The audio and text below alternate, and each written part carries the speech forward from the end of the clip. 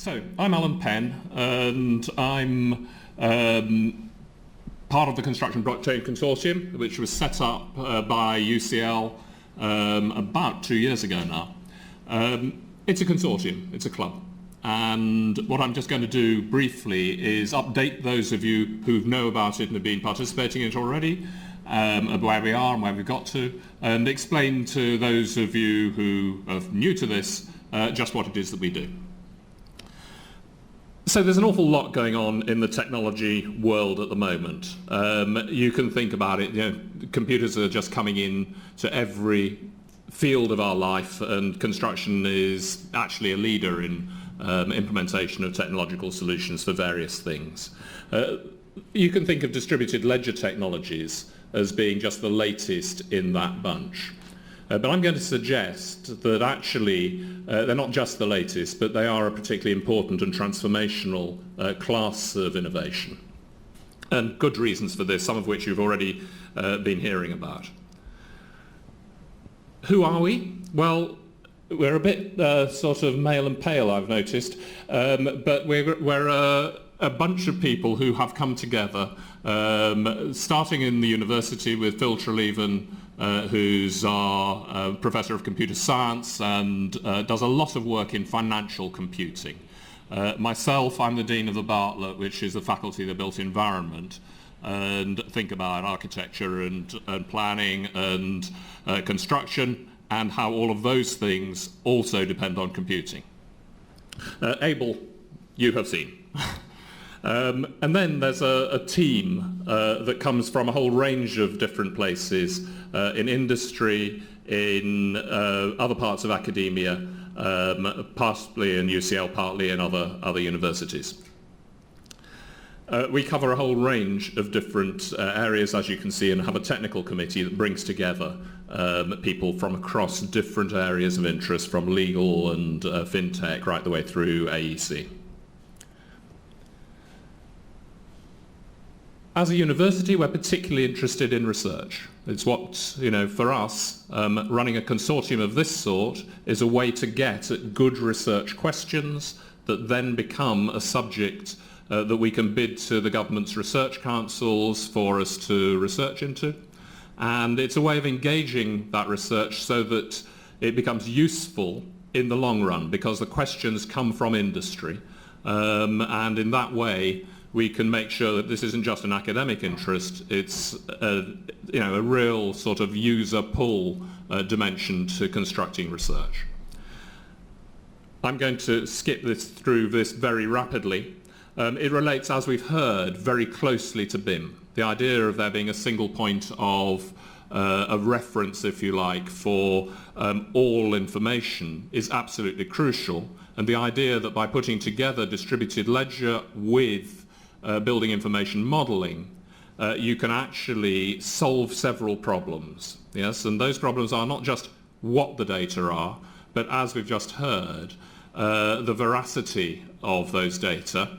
And of course you can fib about things, but knowing who it is who likely did that fibbing is something that shines a light. So the way I refer to this is that if you're working in an industry in which trust is incredibly important, and you must remember that these distributed ledger technologies arose for the financial services industry, where trust is incredibly important, and they arose in fact to support those areas of the industries that were dealing with rather dodgy transactions, drugs, arms, etc., the dark net. This is where distribution of the ledger and consensus and encryption come into the fore by allowing you to have a system in which you can trust to give a payment. Yeah?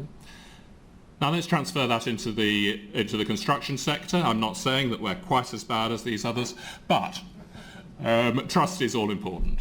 And it seems to me the analogy I would give is there's somebody called Jeremy Bentham, who is the great philosopher of the 19th century, who invented something called the panopticon. And the panopticon was this building in which you could probably be seen and observed from the guard tower at the centre.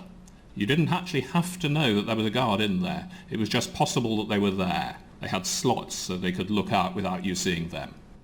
And that surveillance, his theory was, would lead to good behaviour by all the inmates. It was the perfect building for prisons, for hospitals, for schools, for a whole range of uses. Actually, distributed ledgers is a bit like that. By the fact that it can be found out who signed that certificate and that it was them, by the fact that you can see who made that mistake, as soon as you become aware of a mistake, you might as well fess up. And that's about transformation of the construction industry culture as much as it's about anything else. So this is why I think this is a really important set of technologies. It's a technology which will actually have an impact on human, social, cultural systems just because of its presence.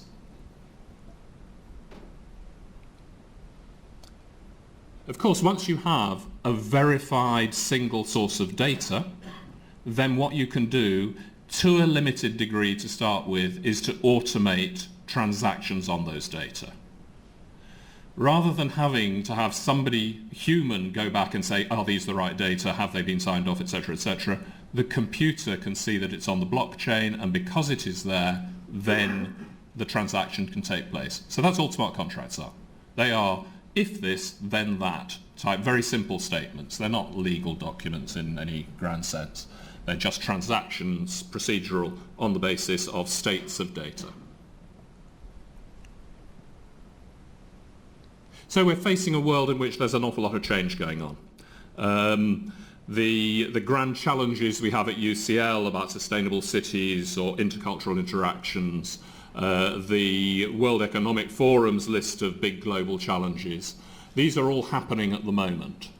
And I think that one of the things you could say is that one of the reasons we have this state of change in the world is that we're going from a technology of the Industrial Revolution, where people's primary contribution was through their labour, to a post-industrial form of society in which the computer is going to be doing more and more things. The reason that we have unrest, social unrest, if you like, in the form of Brexit or in the form of Trump America or Bolsonaro in Brazil, comes partly because of the threat to people's individual identity posed by technological change and moving from a form of labour identity in the 19th century and 20th century in how we valued ourselves to something where that is completely uncertain as to what it is that people will be doing in the system in the future. Yeah?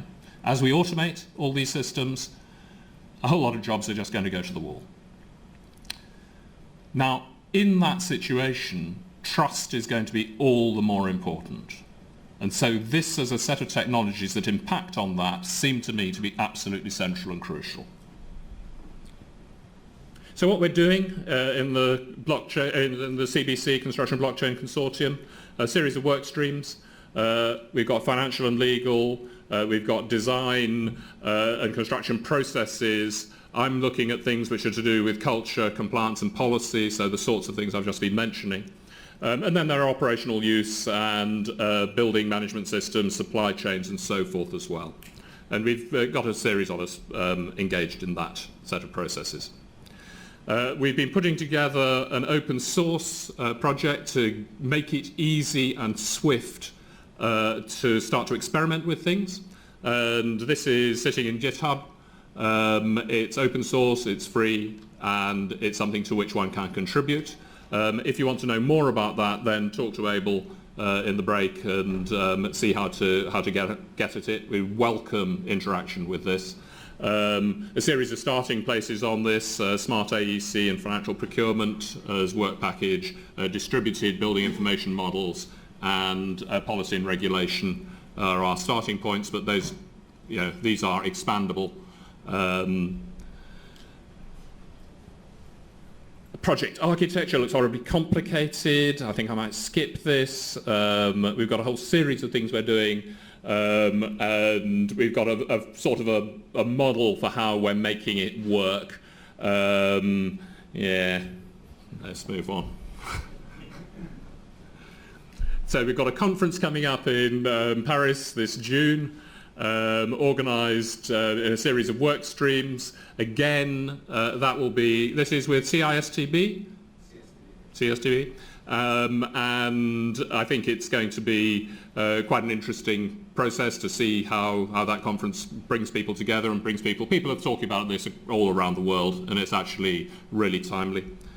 And there we are, questions and answers. Is that okay? Yes, sir.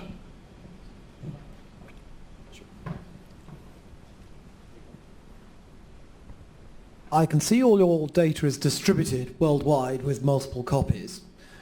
How does the regulator cope with things like GDPR, where people may not wish to have multiple copies in different parts of the world for various reasons? And how do you actually then make that work in the context? If one of the advantages is to distribute it, but people don't want particular data to be held, and again, making it anonymous. So question, how do you handle that whole GDPR piece? Fantastic question. I have no idea. I think it's a very good question. I suspect that you have to deal with this as you inhabit the data on the way in, that people have to sign up to do it. So, for example, one of the great benefits of this is the data themselves are not distributed. It's the hash to the data. The hash is the encrypted short bit of code that allows you to take the data and verify these are the data that are the ones we're referring to. Yeah? The beauty of hash encryption is that if you change a single letter in a document, you'll get a quite different hash out of it. Yeah? And you can guarantee that but two hashes which are the same mean the same document. So that's the critical part. And the hash is small. It's just a few bits. Yeah? This is actually the beauty of the whole sort of construction of these things. GDPR, well, let's take a use case. Let's say, somebody's already mentioned it actually, that the person comes onto a building site and they have, they're logging in for their work, and the fact they've arrived means that you can now pay them for the hours they actually did. When I first started working on a building site in 1976, the ganger took all our cards off us, and he logged us in at 7 in the morning, and we turned up whenever. And then in the afternoon, one of us would volunteer while they all went down the pub to wait behind and clock everybody out. Yeah? Now, actually, I can see there might be some cultural issues around all of this, but that ability to know about the individual person goes through a whole range of other things. If you are licensed to drive the forklift truck and have the training for health and safety, at the moment it sits on the colour of your hat or some other tag on your, and those can be swapped around between people, and you actually have a broken system.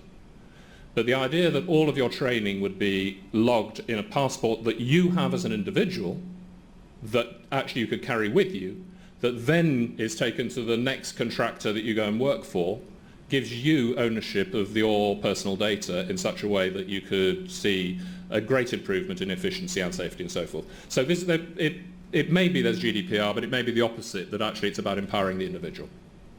Can I ask how you feel then about fingerprint recognition on the entrance to site? Okay, that's the last one, yeah? Okay. I believe, by the way, that biometric ID has to be taken along with blockchain, along with BIM. And not just biometric ID, but you also need to know that those panels that they put up on the side of Grenfell were actually manufactured by the manufacturer that they said they were, rather than somebody or other else's cheap ones they managed to get from the back of a lorry somewhere. And so you need chip IoT technologies that are about saying these are the ones that came out of the factory and so forth. So I think the chain of believability breaks down if you don't have biometric ID and you don't have IoT to verify elements, goods.